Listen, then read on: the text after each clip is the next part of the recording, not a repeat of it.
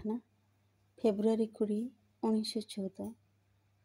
ଏକମାତ୍ର ଯେଉଁ ବସ୍ତୁ ଗୁରୁତ୍ୱପୂର୍ଣ୍ଣ, ଏକମାତ୍ର ବସ୍ତୁ ଯାହାର ମୂଲ୍ୟ ଅଛି, ତାହା ହେଲା ଅଧିକରୁ ଅଧିକତର ଭାବେ ତୋ ସଙ୍ଗେ ଏକ ହୋଇଯିବାକୁ ସଂକଳ୍ପ କରିବା, ତୋ ପରାଚେତନା ସଙ୍ଗେ ଆମ୍ଭମାନଙ୍କର ଚେତନାକୁ ଯୁକ୍ତ କରିବା, ତୋର ଐଶୀ ବିଧାନ, ତୋର ପ୍ରେମପୂର୍ଣ୍ଣ ଇଚ୍ଛାଶକ୍ତିର ଅଧିକରୁ ଅଧିକ ପ୍ରଶାନ୍ତ, ସ୍ଥିର, ନିଃସ୍ୱାର୍ଥପର ଓ ସମର୍ଥ ସେବକ ହୋଇ ଉଠିବା।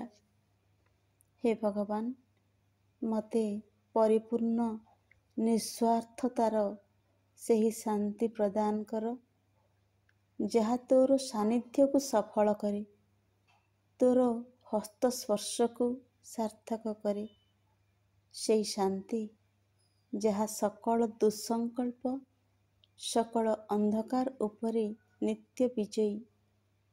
ହେ ଭଗବାନ, ମୋର ଏକାନ୍ତ ବିନୀତ ପ୍ରାର୍ଥନା ଏହି ଯେ କର୍ତ୍ତବ୍ୟ ପାଳନର ଉପଯୁକ୍ତ ସାମର୍ଥ୍ୟ ଯେପରି ମୁଁ ଲାଭ କରେ, ଜ୍ଞାନରେ ହେଉ ବା ଅଜ୍ଞାନରେ ହେଉ, ମୋ ଭିତରେ କୌଣସି କିଛି ଯେପରି ତୋର ପୁଣ୍ୟ ବ୍ରତର ସେବାରେ ଅବହେଳା ନ କରେ ବା ଅବିଶ୍ୱାସୀ ନ ହୋଇ ପଡ଼େ।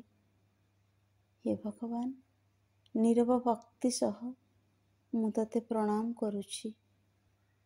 ଭଗବାନ, ନୀରବ ଭକ୍ତି ସହ ମୁଁ ତୋତେ ପ୍ରଣାମ କରୁଛି। ମା।